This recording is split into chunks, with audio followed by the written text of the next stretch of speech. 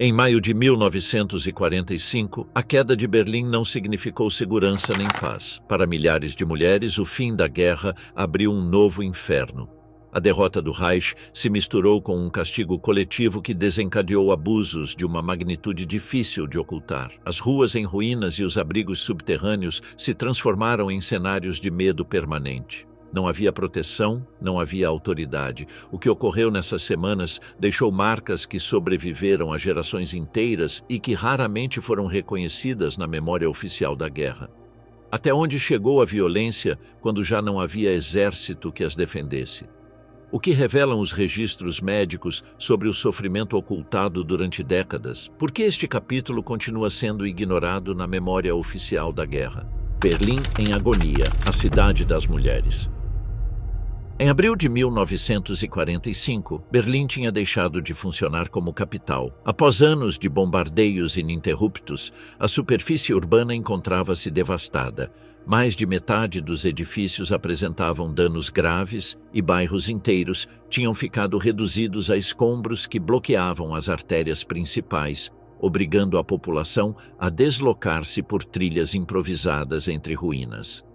Os registros administrativos ainda ativos mostravam que a maioria das habitações havia sofrido algum tipo de destruição.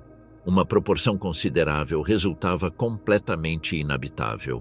O fornecimento de água e eletricidade havia colapsado, com tubos rebentados sob montanhas de escombros e centrais elétricas destruídas. O esgoto permanecia bloqueado, saturado de restos e cadáveres. A cidade, que havia se tornado um centro de poder político e cultural, encontrava-se imersa em uma crise sanitária total. Nos bairros periféricos, a coleta de resíduos havia desaparecido. As ruas acumulavam desperdícios que se decompunham ao ar livre, atraindo ratos e moscas. Em zonas como Prenzlauer Berg e Neukölln, as condições higiênicas deterioradas facilitaram o aparecimento de disenteria e tifo. A população improvisava latrinas em parques e terrenos vazios, enquanto os pátios interiores se transformavam em focos de contaminação. A fome dominava a vida diária. As rações oficiais tinham sido reduzidas a um nível insuficiente para sustentar a população. Os arquivos de alimentação conservados em Potsdam confirmam que as reservas de grãos estavam em mínimos históricos no início da primavera. O pão negro de má qualidade, os nabos em mau estado, a couve fermentada e pequenos pedaços de carne de cavalo compunham a dieta habitual. As crianças mostravam sinais claros de desnutrição, pernas arqueadas, barrigas inchadas e um aspecto doentio visível nos abrigos. As filas em frente aos centros de distribuição eram intermináveis. Mulheres e idosos permaneciam durante horas, sob a chuva ou o frio, para voltar para casa sem conseguir alimento. Nas áreas menos vigiadas, a população começou a caçar animais domésticos e aves urbanas. Em poucas semanas, desapareceram cães, gatos e pombos das ruas. O mercado negro oferecia alimentos a preços exorbitantes. Relógios, casacos e joias de família eram trocados por pequenas porções de batatas ou manteiga rançosa. Os hospitais mal podiam funcionar. O complexo da Charité, o maior da cidade, tinha perdido vários dos seus pavilhões sob os bombardeios. As seções de pé careciam de aquecimento e eletricidade. As salas de operações dependiam de geradores portáteis pouco fiáveis. Em numerosas ocasiões, os cirurgiões eram obrigados a operar com lanternas ou velas. A escassez de anestesia tornava cada procedimento num sofrimento insuportável. A falta de pessoal médico agravava a crise. Muitos profissionais haviam fugido ou haviam sido enviados para a linha de frente. Estudantes de medicina e auxiliares inexperientes cuidavam de centenas de feridos. As ambulâncias destruídas obrigavam a transportar os pacientes em carrinhos de mão, bicicletas ou nos ombros. Porões de edifícios em ruínas transformavam-se em hospitais improvisados. A composição da população havia mudado de maneira drástica. Os censos prévios registravam quase 3 milhões de habitantes. Para abril, mais de 1 milhão havia fugido ou morrido. A maioria dos que permaneciam eram mulheres, crianças e idosos. Os homens em idade militar encontravam-se na frente oriental, em campos de prisioneiros, ou haviam caído em combate. Os poucos que restavam eram mobilizados no Volkssturm, milícias civis formadas por adolescentes e homens mais velhos armados com rifles obsoletos e granadas de mão. A ausência de homens tinha transformado Berlim em uma cidade dominada por mulheres. Elas suportavam o peso da sobrevivência. Mães cuidavam de bebês desnutridos em abrigos sem aquecimento. Adolescentes procuravam comida entre os escombros enquanto carregavam irmãos pequenos. Mulheres mais velhas trocavam o pouco que lhes restava por medicamentos básicos. Os abrigos subterrâneos eram a única defesa contra os ataques. Desde 1943, a população se havia habituado a descer todas as noites para porões e estações de metro. Nos últimos meses, esses espaços estavam saturados até níveis extremos. Os relatórios de defesa civil falam de mais de 100 pessoas amontoadas em espaços reduzidos, sem ventilação. O ar tornava-se irrespirável e os excrementos acumulavam-se em baldes de metal que mal eram esvaziados. Em alguns abrigos, crianças e idosos morreram por asfixia. No metrô, milhares de famílias viviam em túneis escuros entre trilhos abandonados. Colchões improvisados, água suja e mínimas reservas de pão duro compunham o dia a dia. O fedor de corpos sem lavar e restos de comida impregnava o ambiente. Os trens tinham deixado de circular e as plataformas se transformaram em acampamentos permanentes. O problema dos cadáveres não recolhidos tornou-se cotidiano. As brigadas de limpeza haviam deixado de funcionar e os corpos permaneciam dias inteiros nas ruas, inchando sob o sol e espalhando um cheiro nauseante. Em alguns bairros, os vizinhos cavavam valas comuns em parques e terrenos baldios para enterrar vítimas de bombardeios. Os corpos eram cobertos com cal, mas o fedor persistia. Os ratos proliferavam e o risco de epidemias aumentava. A moral coletiva estava no limite. Circulavam testemunhos de refugiados que relatavam o ocorrido na Prússia Oriental e Silésia após a chegada do Exército Vermelho. Assassinatos, execuções e abusos contra a população civil. Ainda que alguns duvidassem dessas histórias, a maioria temia que fossem verídicas. A propaganda oficial continuava a transmitir mensagens de resistência e vitória, mas na cidade quase ninguém acreditava nessas proclamações. Os dirigentes nazis mantinham um discurso de luta total. Goebbels chamava pelo rádio a resistir até o fim, o que, na prática, significava mobilizar mulheres e idosos com armas improvisadas contra um exército muito mais numeroso. Muitos jovens tentaram fugir para evitar serem recrutados, deixando suas famílias sem proteção. O próprio regime constituía um perigo para os civis. A Gestapo e as SS continuavam a executar desertores e aqueles que expressavam dúvidas sobre a vitória. Nos dias finais, dezenas de berlinenses foram enforcados em postes de luz com cartazes acusatórios. Esses atos de repressão buscavam impor disciplina, mas apenas aumentaram a sensação de desespero. As escolas estavam fechadas, embora alguns professores ainda se reunissem com pequenos grupos de alunos em porões. As noites passavam na completa escuridão, iluminadas apenas pelos incêndios provocados pelos bombardeios. As famílias ouviam o rugido dos aviões e distinguiam os diferentes tipos de bombas pelo som da sua queda. As comunicações tinham sido interrompidas. As linhas telefônicas não funcionavam. O correio havia desaparecido e o rádio só emitia mensagens de propaganda. A informação real chegava através de rumores, refugiados ou o estrondo da frente que se aproximava a cada dia mais. Em 16 de abril havia começado a ofensiva final soviética nas alturas de Silo, a leste da cidade. 2 semanas depois, a artilharia soviética já atingia os subúrbios. O estrondo dos canhões era audível em todos os distritos. Berlim estava completamente cercada, sem rotas de fuga para o oeste. A população compreendia que a derrota era inevitável. e que a ocupação se aproximava rapidamente, embora ainda desconhecesse as formas concretas que esta adotaria. O assalto final da guerra à ocupação. Em 16 de abril de 1945, as alturas de Shiloh tornaram-se o palco da ofensiva definitiva do Exército Vermelho. Nas primeiras horas da manhã, uma concentração de artilharia sem precedentes abriu fogo sobre as posições alemãs. Milhares de canhões, morteiros e lançadores de foguetes dispararam de maneira simultânea durante horas, criando uma frente de destruição que se estendia ao longo de dezenas de quilômetros. O impacto daquele bombardeio foi tão intenso que o estrondo alcançou a própria Berlim, situada a considerável distância do local da batalha. As posições defensivas alemãs estavam ocupadas por restos de divisões desgastadas, unidades improvisadas do Volkssturm e jovens recrutas sem experiência. Contavam com alguns blindados dos modelos mais avançados, mas careciam de combustível e munição suficiente.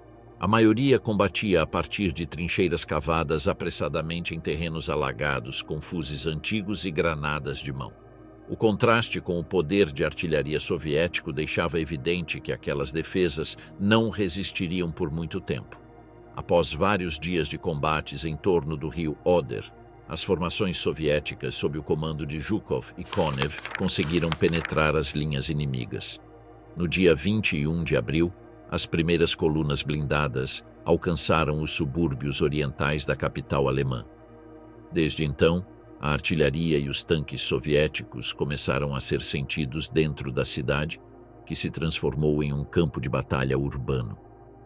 O avanço em direção ao centro foi realizado com táticas específicas para a guerra em cidades. Cada rua, cada interseção e cada edifício se tornou um alvo militar. Os defensores alemães, formados por restos da Wehrmacht, unidades das Waffen-SS e milícias locais, utilizaram os escombros como fortificações. Barricadas foram erguidas com paralelepípedos e restos de edifícios destruídos, pontes foram dinamitadas e os apartamentos transformados em posições fortificadas, com franco-atiradores nos andares superiores e peças leves nos porões. A luta foi de desgaste extremo. Franco-atiradores disparavam de janelas semiderrubadas, enquanto equipes de Panzerfaust atacavam a curta distância os tanques soviéticos. Esses ataques eram respondidos com fogo maciço que arrasava as posições alemãs. O Exército Vermelho, ciente da dificuldade de avançar, adotou táticas que incluíam bombardeios intensivos, o uso de foguetes incendiários e o emprego de lança-chamas em operações de limpeza. A palavra de ordem era não deixar para trás nenhum ponto de resistência. O resultado foi a destruição quase completa de cada bairro antes de continuar o avanço. O Reichstag tornou-se o alvo simbólico da ofensiva. Embora há mais de uma década o edifício não cumprisse funções parlamentares, seu valor propagandístico era inquestionável. O assalto começou no final de abril com uma resistência feroz em seu interior. Elementos das SS, marinheiros da Kriegsmarine, policiais e grupos de jovens lutaram durante 3 dias em salas e corredores. Os soviéticos avançavam sala por sala, usando granadas de mão e rajadas de submetralhadora. No dia 30 de abril, uma bandeira vermelha foi hasteada no telhado do edifício. Embora os combates não tenham cessado imediatamente, aquela imagem tornou-se símbolo internacional do colapso do regime nazista. Enquanto as principais operações se concentravam no centro da cidade, a ocupação dos bairros periféricos foi marcada pelo saque e pela violência contra a população. Assim que uma unidade soviética se instalava em um setor, ocorriam invasões em residências, abrigos e porões. Relógios, bicicletas, roupas e alimentos eram requisitados sistematicamente. Os relógios de pulso se acumulavam nos braços dos soldados como espólio visível. As bicicletas eram arrancadas sem importar a quem pertenciam, e a resistência dos civis era respondida com golpes ou execuções imediatas. Em alguns distritos, após esvaziar as habitações, incendiavam-se edifícios inteiros.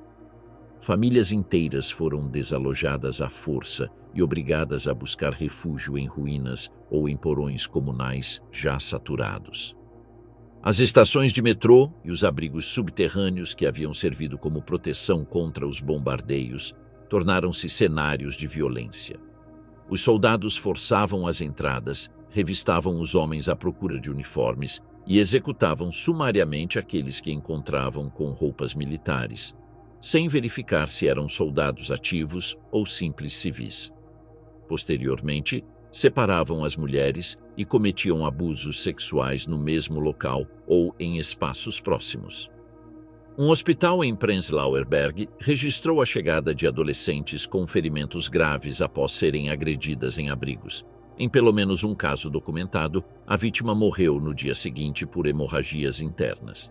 Esses fatos se multiplicaram em diferentes bairros, repetindo-se um padrão de violência em cada zona ocupada. O fogo de artilharia continuava a causar um número elevado de vítimas civis. Os projéteis atingiam edifícios residenciais sem distinguir objetivos militares. Em Moabit, abrigos inteiros colapsaram sob os bombardeios, enterrando vivas centenas de pessoas. Em Wedding, vizinhos tentaram resgatar corpos de entre os escombros utilizando apenas as mãos, enquanto o fogo continuava nas imediações. Durante dias, cadáveres ficaram expostos em ruas e pátios devido à impossibilidade de recuperá-los sob o fogo constante. As execuções sumárias se repetiram em vários pontos da cidade. Em Karlshorst, ao sudeste, houve fuzilamentos de homens encontrados com jaquetas ou capacetes da Wehrmacht, embora em muitos casos se tratasse de funcionários civis. Em outras áreas, idosos foram abatidos por tentar defender suas casas. Em Weissensee, uma mulher e sua filha foram assassinadas após tentarem se esconder no porão de sua residência. Os abrigos coletivos, que a população considerava sua única proteção, transformaram-se em espaços de risco. Em Charlottenburg, testemunhas narraram como soldados invadiram um abrigo com mais de 200 pessoas. Após revistar e agredir os homens, retiraram várias mulheres jovens e as agrediram do lado de fora, enquanto o restante permanecia ameaçado com armas. Em Neukölln e Friedrichshain, documentaram-se situações semelhantes, onde a presença massiva de famílias amontoadas facilitava a violência contra os mais vulneráveis. A dinâmica de combate e ocupação se repetia em cada distrito: bombardeio, confronto, casa por casa, saque e violência contra a população. Para os civis, não existia lugar seguro. As ruínas que aparentemente podiam servir de abrigo se tornavam armadilhas, e os abrigos subterrâneos deixaram de garantir proteção. Em 2 de maio, após semanas de cerco, a resistência organizada colapsou. O general Weidling, no comando das últimas forças defensoras, assinou a capitulação incondicional. Berlim ficou transformada em uma extensão de ruínas fumegantes.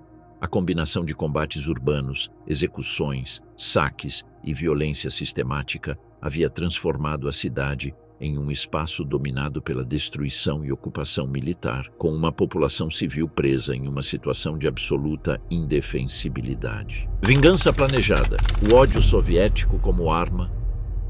O Exército Vermelho, que cruzou as fronteiras da Alemanha em 1945, fez isso carregado de ressentimento acumulado após 4 anos de combates na frente oriental. A invasão alemã, iniciada em junho de 1941, não tinha sido uma campanha convencional, mas sim uma guerra concebida desde o início como um processo de extermínio. As diretrizes do alto comando nazista estabeleciam que devia ser aniquilado o que definiam como o inimigo bolchevique e judeu, e essa visão se traduziu em políticas de violência sistemática contra milhões de civis soviéticos. O cerco de Leningrado prolongou-se durante quase 3 anos, com uma população que sobreviveu a invernos extremos sob bombardeios constantes e uma falta quase total de alimentos. Os registros soviéticos confirmam que diariamente milhares de pessoas morriam de fome ou frio em uma cidade que se tornou um símbolo de resistência. Na Ucrânia e na Bielorrússia, Dezenas de milhares de aldeias foram destruídas em operações de represália ou na aplicação da política de terra arrasada. Em locais como Katyn, a população civil foi trancada em celeiros e queimada viva. Estas operações não foram ações isoladas, mas procedimentos planejados por unidades regulares da Wehrmacht, em coordenação com as SS. A violência em massa incluiu também execuções coletivas. Em setembro de 1941, mais de 30.000 judeus foram assassinados em Babin Yar, um desfiladeiro próximo a Kiev. O fuzilamento, organizado por um destacamento do Einsatzgruppe C, com apoio da Wehrmacht, estendeu-se durante vários dias. As vítimas foram obrigadas a se despir antes de serem conduzidas às bordas do desfiladeiro e executadas em grupos sucessivos. Durante meses, esse mesmo local continuou a ser cenário de massacres. O tratamento dos prisioneiros de guerra soviéticos refletiu a mesma política de extermínio. Documentos do comando alemão estabeleciam que não deviam receber as proteções habituais. Milhões de soldados capturados foram abandonados sem alimentos nem abrigo em campos ao ar livre. E mais de 3 milhões morreram por fome, doenças ou execuções. Essas experiências marcaram profundamente a sociedade soviética e os próprios combatentes que, anos mais tarde, avançariam sobre a Alemanha.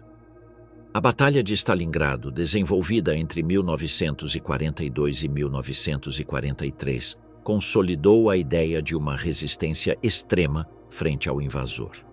A cidade foi reduzida a ruínas após meses de combates e a recuperação soviética significou um ponto de inflexão tanto militar quanto propagandístico.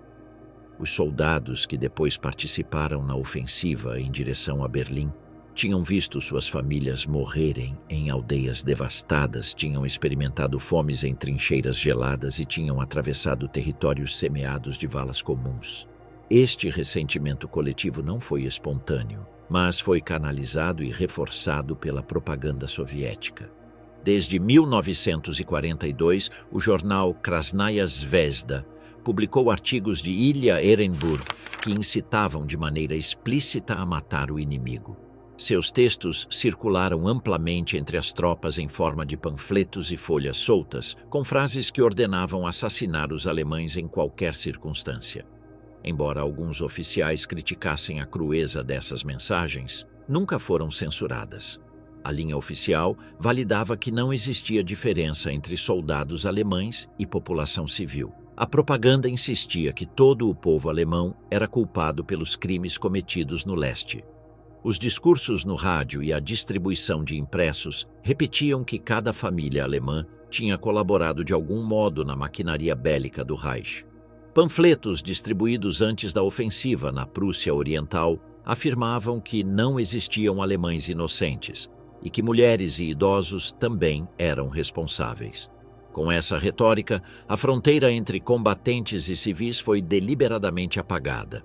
O resultado foi que, quando o Exército Vermelho cruzou para o território alemão no outono de 1944, fê-lo convencido de que aplicava um castigo coletivo legítimo. As execuções sumárias de civis, os incêndios de aldeias e a violência contra mulheres começaram imediatamente nas regiões ocupadas. Os diários de guerra das unidades soviéticas registravam esses fatos com expressões eufemísticas como atos de justiça espontânea ou respostas naturais ao fascismo, o que equivalia a uma aceitação implícita da violência como parte do avanço militar. A tolerância para com esses comportamentos era apoiada pelos níveis mais altos do poder soviético. Em conversas com o líder iugoslavo Milovan Đilas, Stalin chegou a justificar abertamente que os soldados tinham direito a se divertir depois de tantos anos de combates. Esta afirmação, que ficou registrada nos testemunhos de Đilas, refletia uma postura oficial que descartava tratar as agressões sexuais como um problema disciplinar. Os comandantes em chefe, como Zhukov e Konev, estavam focados na rapidez de seus avanços e na competição para chegar primeiro a Berlim. A disciplina em relação ao tratamento da população civil não era uma prioridade. Embora alguns comandos intermediários tentassem impor sanções por saques e abusos, esses casos eram excepcionais. Os tribunais militares julgaram um número reduzido de soldados, principalmente quando as vítimas pertenciam a países aliados da União Soviética. No caso de mulheres alemãs, os processos eram quase inexistentes. Os arquivos do NKVD registram sanções contra soldados por roubar objetos como relógios ou bicicletas, mas não por agressões sexuais. Esta diferença mostra que a preocupação do comando se limitava ao saque de bens, enquanto a violência contra civis era considerada uma consequência tolerada da guerra. Documentos desclassificados décadas mais tarde confirmam que, em relatórios internos, se reconhecia que os abusos eram generalizados, embora se recomendasse não insistir neles para não afetar a moral de combate. Mesmo marechais de prestígio como Rokossovski admitiram, em particular, que não era possível conter tropas que haviam sofrido a perda de suas famílias nas mãos do exército alemão. Declarações como estas evidenciam que o alto comando aceitava a violência contra civis como um efeito inevitável. Os relatórios enviados a Moscou descreviam os abusos como incidentes isolados, sem refletir seu caráter massivo. Um documento datado de maio de 1945 afirmava que a conduta das tropas era exemplar, considerando as circunstâncias do combate, o que demonstra a minimização sistemática dos fatos. A combinação de ódio acumulado, propaganda orientada para a vingança e tolerância por parte do poder político e militar, criou um contexto onde os crimes contra civis alemães foram normalizados. Os soldados soviéticos agiam convencidos de que executavam uma justiça histórica, e a ausência de sanções oficiais consolidava essa percepção. O discurso de Ehrenburg, as declarações de Stalin e a permissividade do comando transformaram a violência em um componente integrado da ofensiva, sem que fosse percebida como um desvio do objetivo militar. A caçada noturna, violações em massa. Após a rendição de Berlim em 2 de maio de 1945, a violência contra a população civil não terminou com o silêncio das armas. Aos combates, seguiu-se um padrão de abusos generalizados, entre eles agressões sexuais cometidas em massa por soldados do Exército Vermelho contra mulheres de todas as idades. Os ataques ocorreram em abrigos, residências privadas, porões e ruas de vários distritos, e afetaram dezenas de milhares de vítimas nas primeiras semanas da ocupação. Durante as noites se estabeleceu uma dinâmica repetitiva. Grupos de soldados, com frequência em estado de embriaguez, após saquear armazéns e depósitos de bebidas alcoólicas, percorriam bairros inteiros em busca de mulheres. Os abrigos subterrâneos que haviam servido de proteção durante os bombardeios tornaram-se alvos habituais. As portas eram forçadas a golpes ou com explosivos, e uma vez dentro, os homens eram espancados ou subjugados enquanto as mulheres eram selecionadas para serem agredidas no mesmo local ou arrastadas para o exterior. Os testemunhos refletem que a violência ocorria de forma aberta, sem importar a presença de crianças, idosos ou familiares. O diário anônimo conhecido como Uma Mulher em Berlim, escrito por uma jornalista residente na cidade, descreve como grupos de soldados invadiam noite após noite os porões onde se refugiavam dezenas de pessoas. As mulheres eram violadas repetidamente em questão de horas, algumas até uma vintena de vezes em poucos dias. A autora relatou as tentativas desesperadas de disfarçar a condição feminina, cortando o cabelo, cobrindo-se de fuligem ou vestindo roupas masculinas, sem conseguir evitar os ataques. Os hospitais registraram as consequências imediatas. O complexo da Charité documentou um aumento abrupto de pacientes com lesões internas graves, hemorragias e traumatismos associados a agressões sexuais múltiplas. Com pessoal reduzido e recursos escassos, os médicos atendiam a adolescentes com lacerações que requeriam cirurgia urgente e a mulheres idosas com lesões fatais. Um relatório de Prenzlauer Berg, do dia 12 de maio, registrava mais de 30 pacientes em um único dia, 5 das quais morreram nas 48 horas seguintes. A Cruz Vermelha Internacional recolheu testemunhos e observações durante uma visita em julho de 1945. Seus relatórios indicavam que as vítimas em Berlim podiam ser contadas por dezenas de milhares, embora advertissem que muitas mulheres não iam aos centros médicos por medo, vergonha ou simples impossibilidade de se deslocarem em uma cidade devastada. A violência não distinguia a idade. Registraram-se casos de meninas menores de 14 anos e de mulheres idosas atacadas por grupos de soldados. Um médico berlinense relatou a morte de uma viúva de 72 anos que faleceu poucos dias depois por infecções derivadas da agressão. Outro caso documentado por jornalistas internacionais descrevia uma menina de 13 anos que morreu por hemorragias internas após ser violada. Esses episódios refletem a ausência de limites na seleção de vítimas. A repetição era outro elemento central. Muitas mulheres eram atacadas por vários soldados em sucessão e depois voltavam a ser agredidas em noites posteriores por outros grupos. Esta dinâmica estabeleceu um clima de terror contínuo. Perante a impossibilidade de evitar as incursões, algumas optaram por estabelecer vínculos forçados com um oficial soviético em particular, buscando proteção frente a ataques coletivos. O próprio diário Uma Mulher em Berlim recolhe a frase: "É melhor um russo fixo que meia dúzia toda noite", reflexo dessa estratégia desesperada de sobrevivência.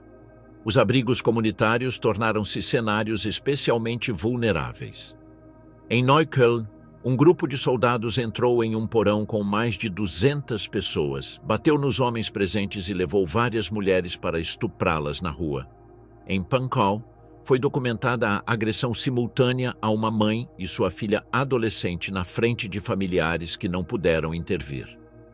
Em Charlottenburg, um homem de 55 anos foi executado após tentar impedir que um soldado levasse sua esposa jovem. A impunidade era quase total. Os tribunais militares soviéticos sancionaram, em alguns casos, o roubo de objetos como relógios ou bicicletas, mas quase não houve condenações por violência sexual contra mulheres alemãs. Apenas quando as vítimas eram de países aliados, como a Polônia ou a Checoslováquia, foram aplicadas punições exemplares. Em Berlim, as denúncias dos civis foram ignoradas ou desconsideradas pelas patrulhas de ocupação. Os números sobre a magnitude destas agressões continuam a ser objeto de debate historiográfico, mas pesquisas baseadas em registros médicos e testemunhos estimam que em Berlim pelo menos 100.000 mulheres foram violadas durante a primavera e o verão de 1945. Outros estudos elevam esse número para 130.000 ou mais, considerando a grande quantidade de casos não relatados. A nível nacional, os cálculos de historiadores como Norman Naimark situam o total em vários milhões de vítimas na Alemanha e territórios próximos ocupados pelo Exército Vermelho. A violência afetou de forma imediata a vida cotidiana. Muitas mulheres permaneceram ocultas durante dias em abrigos, o que dificultou ainda mais a busca de alimentos e remédios.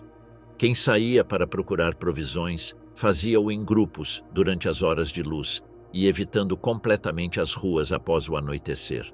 As famílias organizaram sistemas de vigilância noturna nas entradas de porões, confiando que adolescentes ou idosos pudessem negociar ou avisar em caso de incursões. No entanto, estas medidas raramente tiveram sucesso e, com frequência, quem tentava resistir era executado. Os documentos recolhidos por médicos berlinenses incluem testemunhos de pais e esposos abatidos após tentar proteger suas filhas ou esposas. Esses fatos mostram que a violência sexual foi também um mecanismo de dominação pública, cometido diante de comunidades inteiras. Não se tratava de atos isolados, mas de práticas coletivas visíveis que transformaram o medo sexual em um componente diário da ocupação. O consumo massivo de álcool intensificou o fenômeno. Adegas e destilarias foram saqueadas imediatamente após a queda da cidade. As noites se tornaram os momentos de maior perigo, com soldados bêbados percorrendo ruas e porões. O termo "horas de caça" ficou gravado na memória dos berlinenses para descrever o período entre o pôr do sol e a madrugada, quando os grupos militares irrompiam em busca de vítimas. As famílias refugiavam-se em silêncio absoluto, mas a busca metódica dos soldados tornava impossível evitar o contato. Durante maio e junho, a frequência de ataques diminuiu à medida que se consolidava certa estrutura administrativa, mas em muitos distritos, a violência se manteve como parte da vida diária. Para as comunidades berlinenses, o final oficial da guerra não significou o retorno à segurança, mas o começo de uma nova etapa marcada pelo medo noturno e pela vulnerabilidade permanente. Lugares profanados, altares derrubados sob a violência. Na primavera de 1945, a cidade de Berlim estava reduzida a um campo de ruínas. Cada edifício que continuava em pé tornou-se em um refúgio potencial para a população civil. Instituições tradicionalmente consideradas espaços protegidos, como hospitais, igrejas e escolas, foram ocupadas por milhares de berlinenses que procuravam escapar dos combates e do avanço soviético. No entanto, em vez de oferecer segurança, muitos desses lugares transformaram-se em cenários de saque, violência e abusos sexuais cometidos pelas tropas de ocupação. Os hospitais já estavam em colapso antes da chegada do Exército Vermelho. Semanas de bombardeios haviam saturado as instalações com feridos de guerra, civis presos em desmoronamentos e vítimas de ataques aéreos. Após o dia 2 de maio, a situação agravou-se com a chegada maciça de mulheres que haviam sofrido agressões sexuais. O Hospital Universitário Charité, o maior da capital, registrou um aumento dramático de pacientes com lesões internas, fraturas múltiplas e traumatismos severos. Os médicos careciam de anestesia, antibióticos e material cirúrgico, o que fazia com que muitas morressem poucas horas após a sua admissão. O Dr. Walter von Baer descreveu em suas notas médicas a chegada diária de adolescentes e mulheres mais velhas com ferimentos que qualificava como irreparáveis. Seus registros mencionam lacerações internas tão graves que requeriam cirurgias reconstrutivas impossíveis nas condições existentes. O pessoal de saúde também não estava protegido por sua função. Enfermeiras foram atacadas nos próprios hospitais, como ocorreu em Prenzlauer Berg, onde soldados invadiram de madrugada, agrediram pacientes que tentaram intervir e violaram 4 enfermeiras em salas adjacentes. Situações semelhantes se repetiram em Moabit e Friedrichshain, onde médicos e cirurgiões foram obrigados a presenciar abusos sem poder impedi-los. Os relatórios internos destes hospitais mostram que, durante a primeira quinzena de maio, mais da metade das admissões femininas estavam relacionadas com violência sexual. Os médicos tiveram que combinar o tratamento de feridas de guerra com infecções venéreas, gravidezes forçadas e traumatismos graves. Os conventos católicos e protestantes, que tinham aberto suas portas para acolher refugiados, também foram alvo de batidas. Em Pankow, soldados invadiram um convento com mais de 40 mulheres civis e religiosas, agrediram as presentes e as violaram sem distinção. Testemunhos paroquiais descrevem a destruição de altares, a profanação de objetos litúrgicos e o consumo de vinho de missa antes das agressões. Em Neukölln foi documentado um ataque semelhante contra um convento feminino. Os soldados destruíram crucifixos e atacaram as religiosas na própria capela. Mesmo mulheres de idade avançada foram vítimas. Uma freira de 65 anos relatou ter sido violada junto com 3 companheiras, enquanto em Lankwitz várias religiosas contraíram sífilis e morreram meses depois sem tratamento. Em outros casos, religiosas que sobreviveram se suicidaram dias depois, incapazes de enfrentar as sequelas. Esses fatos mostram que nem a idade nem o status religioso ofereciam proteção. As igrejas, utilizadas como abrigos improvisados durante os combates, foram igualmente profanadas. Em Charlottenburg, uma igreja que abrigava mais de 200 pessoas foi assaltada na noite de 3 de maio. Várias mulheres foram separadas de suas famílias e violadas no altar-mor, enquanto os soldados destruíam imagens religiosas e usavam os bancos como barricadas. Em Mitte, um pastor luterano deixou registrado em seu diário que 2 mulheres refugiadas em sua paróquia foram atacadas sexualmente e morreram dias depois por infecções. Cálices, cruzes e ornamentos litúrgicos foram saqueados como espólio, e confessionários chegaram a ser usados como locais para cometer agressões. A simbologia religiosa, longe de deter os abusos, foi objeto de destruição deliberada. Soldados quebravam altares com machados, arrancavam páginas de Bíblias para acender fogueiras e bebiam álcool sacramental enquanto cometiam violações. A sacralidade dos templos foi anulada por completo sob a lógica da ocupação militar. As escolas, fechadas desde semanas antes, também foram ocupadas por famílias inteiras que as consideravam refúgios relativamente seguros contra bombardeios.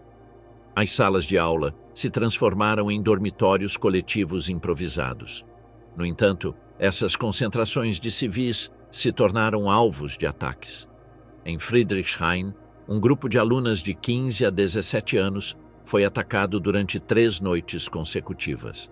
As jovens foram violentadas em corredores e salas de aula, enquanto os professores permaneciam sob ameaça armada. Em Lichtenberg, um ginásio escolar utilizado como refúgio foi cenário de um ataque em que os soldados separaram todas as mulheres menores de 40 anos e as agrediram em salas adjacentes, enquanto idosos e crianças permaneciam retidos no pátio. As professoras também não foram respeitadas por sua função educativa. Em Moabit, professoras que tinham ficado a cargo de estudantes evacuados foram atacadas dentro das salas de aula na presença de seus alunos. O Hospital St. Hedwig, administrado por religiosas, sofreu um episódio especialmente grave quando soldados invadiram as salas de maternidade. Mulheres que tinham acabado de dar à luz foram violadas em suas camas e várias morreram devido a hemorragias pós-parto agravadas pelas agressões. Os recém-nascidos ficaram desassistidos durante horas e alguns faleceram por falta de cuidados. Em Prenzlauer Berg, uma escola convertida em hospital de campanha foi invadida por tropas que violaram tanto pacientes quanto voluntárias. A superlotação e a presença de feridos graves não impediram os abusos. Esses episódios demonstram que nenhuma função institucional, sanitária, religiosa ou educativa oferecia resguardo. O contraste entre a natureza destas instituições e a violência a qual foram submetidas evidencia a magnitude do colapso moral e normativo. Os hospitais, destinados a curar, transformaram-se em lugares de morte para pacientes e pessoal. Os conventos, símbolos de refúgio espiritual, foram saqueados e suas religiosas ultrajadas. As igrejas, tradicionalmente invioláveis, tornaram-se cenários de violação e destruição simbólica. As escolas, espaços de proteção para a infância, foram utilizadas para atacar alunas e professoras. A profanação sistemática dessas instituições não foi um acidente isolado nem resultado de excessos individuais. Fez parte do mesmo padrão de violência observado em residências, abrigos e ruas de Berlim.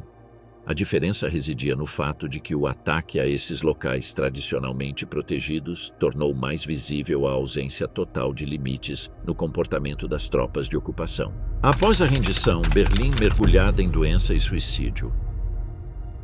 A entrada do Exército Vermelho em Berlim marcou o início de uma fase distinta de sofrimento para a população civil.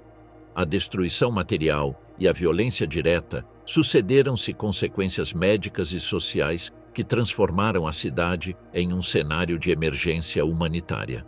O colapso do sistema de saúde, a propagação de doenças venéreas e uma onda de suicídios massivos marcaram os meses posteriores à capitulação. Os hospitais berlinenses, já saturados após anos de bombardeios e semanas de combates urbanos, não puderam absorver o fluxo repentino de mulheres que precisavam de atendimento após agressões sexuais. As salas, projetadas para atender feridos de guerra, se encheram de pacientes com lacerações internas, hemorragias e traumatismos múltiplos. A escassez de medicamentos agravou a situação. A produção farmacêutica alemã havia colapsado e a penicilina era praticamente inexistente. Os médicos trabalhavam com sulfonamidas obsoletas, incapazes de deter infecções que, em condições normais, teriam sido tratáveis. La Charité e outros hospitais documentaram mortes regulares por septicemias derivadas de lesões e partos complicados. O Dr. Walter von Baer anotou a chegada constante de adolescentes e mulheres mais velhas com feridas que qualificava de irreparáveis, impossíveis de tratar sem meios adequados. Em hospitais improvisados, a superlotação favorecia o contágio cruzado entre pacientes feridos, doentes de tuberculose e mulheres com infecções derivadas de violações. A ausência de antibióticos favoreceu a propagação de doenças venéreas em uma escala epidêmica. A sífilis e a gonorreia se espalharam rapidamente. Um relatório de saúde municipal de novembro de 1945 indicava que até 15% das mulheres atendidas apresentava sintomas compatíveis, embora o número real fosse provavelmente maior, já que muitas evitavam ir aos centros por medo do estigma ou pela impossibilidade de se deslocar em uma cidade devastada. Os hospitais de Moabit, Friedrichshain e a Charité recebiam todos os dias dezenas de mulheres com sífilis primária ou gonorreia complicada. Diante da falta de penicilina, os médicos recorriam a tratamentos com sais de mercúrio ou bismuto, com efeitos secundários graves e eficácia limitada. Os resultados eram desanimadores. Infecções crônicas, esterilidade, lesões cutâneas e neurosífilis em fases avançadas. Observadores da Cruz Vermelha Internacional confirmaram a magnitude desta epidemia durante suas inspeções no verão, descrevendo salas inteiras cheias de pacientes jovens com febre persistente, dores abdominais e úlceras genitais. A esta crise somou-se um aumento dramático de gravidezes forçadas. Numerosas mulheres procuraram interrompê-las através de abortos clandestinos. A falta de médicos disponíveis e de recursos seguros levou à prática de procedimentos caseiros com objetos pontiagudos, produtos químicos ou misturas herbais de eficácia incerta. As tentativas fracassadas provocavam hemorragias incontroláveis e septicemias mortais. Um relatório de autoridades de ocupação em 1946 estimava que mais de uma quinta parte das mortes femininas hospitalares nos meses posteriores estavam vinculadas de forma direta ou indireta com violações, hemorragias, infecções, abortos inseguros ou complicações obstétricas. O impacto psicológico e social refletiu-se em uma onda de suicídios sem precedentes. Entre abril e junho de 1945, os registros fragmentários da polícia e de paróquias situavam o número em pelo menos 10 mil. Pesquisas posteriores, como as da historiadora Helke Sander, elevaram as estimativas para 15 mil na capital apenas durante esses meses. As motivações aparecem em notas de despedida e testemunhos: incapacidade para suportar a humilhação, medo de novas agressões e estigmatização por parte da comunidade. Os casos registrados ilustram a magnitude. Em Wedding, uma mulher de 32 anos se enforcou após ser violentada na frente de seus filhos, deixando uma nota de desculpas. Em Moabit, duas irmãs adolescentes se jogaram de um prédio em ruínas após noites de abusos consecutivos. Em Neukölln, as autoridades de ocupação recolhiam corpos quase diariamente no canal Landwehr. Em Charlottenburg, uma mãe e sua filha adolescente se suicidaram juntas em sua residência. Em Pankow, uma idosa de 70 anos ingeriu veneno para ratos após ter sido atacada na noite anterior. Os hospitais também se tornaram lugares de suicídio. Em Charlottenburg, um médico registrou o caso de uma jovem de 18 anos que, após saber que estava grávida como consequência de um estupro coletivo, se atirou de uma janela do hospital onde estava internada. Em Friedrichshain e Prenzlauer Berg, foram documentados suicídios coletivos de mulheres incapazes de enfrentar as sequelas dos abusos. Os métodos refletiam o desespero e a precariedade: enforcamentos com lençóis ou cintos, ingestão de produtos de limpeza ou pesticidas, saltos de edifícios em ruínas. Estes padrões se repetiram em todos os distritos, convertendo-se em um fenômeno maciço em questão de semanas. Os centros improvisados em escolas, porões e abrigos também foram testemunhas da tragédia. Em Prenzlauer Berg, uma escola adaptada como hospital de emergência atendia a dezenas de mulheres em estado crítico. Sem recursos, os médicos mal podiam oferecer analgésicos e curativos improvisados. Várias morreram em poucas horas por falta de cirurgia adequada. Em Lichtenberg, um abrigo convertido em clínica recebeu pacientes com doenças venéreas sem possibilidade de tratamento, descrito por um trabalhador de saúde como um depósito de doentes onde a mortalidade era constante. O deterioro das condições de vida agravou a situação. Muitas mulheres se recusaram a sair de seus abrigos com medo de novos ataques, o que aumentou a fome e a falta de acesso a cuidados. A vergonha social e a rejeição comunitária aprofundaram o isolamento. Registros de paróquias luteranas mostram casos de mulheres rejeitadas por suas próprias comunidades religiosas, consideradas contaminadas após as agressões. Este estigma, somado à violência física e à ausência de apoio, aumentou o número de suicídios. A soma de infecções, gravidezes forçadas, abortos inseguros e suicídios em massa transformou a derrota militar em um colapso humano que se estendeu durante meses após o fim da guerra. Berlim passou de cenário de combates a tornar-se um espaço onde a doença, a morte auto-infligida e o isolamento marcaram a vida cotidiana de dezenas de milhares de pessoas. A impunidade do vencedor, silêncio e cumplicidade soviética. Após a capitulação de Berlim, a magnitude dos abusos cometidos pelo Exército Vermelho obrigou alguns oficiais soviéticos a tentarem impor medidas disciplinares. No entanto, essas tentativas foram excepcionais e sem continuidade. A maioria dos comandantes optou por ignorar a violência, participar diretamente nela ou tolerá-la como parte natural da ocupação. As declarações de Stalin e a censura sistemática dos relatórios enviados a Moscou consolidaram um clima de impunidade que assegurou que milhões de crimes ficassem fora de qualquer sanção. Em alguns distritos, registraram-se castigos isolados. Em Köpenick, um capitão de artilharia proibiu expressamente aos seus homens atacar civis e enviou a trabalhos forçados 2 soldados surpreendidos numa tentativa de violação. Em Charlottenburg, um coronel ordenou executar 3 soldados acusados de assassinar um idoso durante um saque. Embora estes casos tenham sido documentados, tiveram um impacto marginal. A imensa maioria das unidades operava sem supervisão disciplinar rigorosa. Na prática, a conduta das tropas dependia da atitude de seus comandos imediatos. A maioria mostrou indiferença. Nos relatórios internos, as violações e saques eram descritos com eufemismos como incidentes inevitáveis ou excessos. O termo russo "излишества" servia para minimizar a magnitude dos crimes. Em bairros como Pankow e Lichtenberg, os comandantes locais permitiram incursões noturnas sem intervir. Testemunhos recolhidos após a guerra relatam que alguns oficiais selecionavam mulheres jovens para uso pessoal e entregavam o restante das prisioneiras a seus subordinados como forma de recompensa. A cumplicidade estendia-se por toda a hierarquia.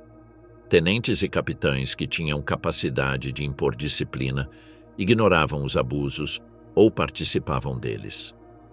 Enquanto poucos aplicavam punições exemplares, a norma foi a tolerância ou a participação direta. Os arquivos militares conservam abundantes registros de sanções por deserção ou insubordinação, mas quase não aparecem menções a punições por violência sexual contra a população alemã. A permissividade estava respaldada pelas máximas autoridades. Em abril de 1945, Stalin declarou a Milovan Djilas que um soldado que havia atravessado milhares de quilômetros de combate tinha direito a divertir-se com uma mulher ou levar uma bagatela. Esta afirmação refletia que a violência sexual não era vista como um problema disciplinar, mas como consequência natural da guerra. A declaração anulava qualquer possibilidade de medidas sistemáticas de controle. Outros dirigentes compartilhavam essa visão. Rokossovski admitiu em particular que era impossível e contraproducente conter tropas que tinham visto suas famílias morrerem sob a ocupação alemã. Zhukov, principal comandante durante a Batalha de Berlim, nunca mencionou as violações em massa em suas memórias, omissão que refletia a política deliberada de silêncio. A ausência de condenação pública foi entendida pelos soldados como aprovação tácita. Os relatórios enviados para Moscou foram manipulados para ocultar a magnitude dos crimes. Documentos desclassificados nos anos 90 mostram que as violações e saques eram descritos como casos isolados de comportamento inadequado. Um relatório enviado ao NKVD em maio de 1945 reconhecia alguns atos de indisciplina, mas evitava números e detalhes. As denúncias internas mais precisas foram corrigidas com instruções explícitas de não prejudicar a moral do exército. A imprensa soviética reforçou este silêncio. Publicações militares como Krasnaya Zvezda e jornais civis como Pravda apresentaram o Exército Vermelho como libertador heróico, sem mencionar abusos. Os correspondentes receberam ordens para se concentrarem na destruição de símbolos nazistas e na libertação de prisioneiros soviéticos, omitindo qualquer referência à violência contra civis. Ao contrário do que ocorreu nas zonas de ocupação ocidental, onde tribunais militares condenaram alguns soldados por delitos contra civis, no caso soviético, não há registro de processos sistemáticos por violações na Alemanha. Em Berlim, não foram encontrados registros de tribunais militares que julgassem soldados por abusos contra mulheres alemãs. As poucas punições documentadas foram execuções sumárias isoladas, e quase sempre quando as vítimas eram cidadãs de países aliados como a Polônia ou a Tchecoslováquia. A população alemã percebeu claramente a diferença. Enquanto as mulheres de nações consideradas amigas podiam receber certa proteção, as alemãs eram tratadas como parte do espólio de guerra.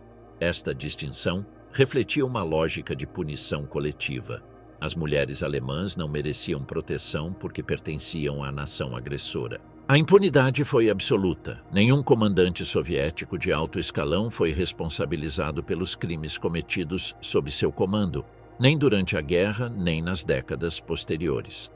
A falta de processos judiciais consolidou um silêncio institucional que se manteve durante toda a Guerra Fria.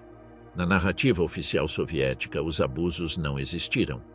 A violência exercida contra civis alemães foi omitida deliberadamente e apresentada como propaganda hostil caso aparecesse em meios ocidentais.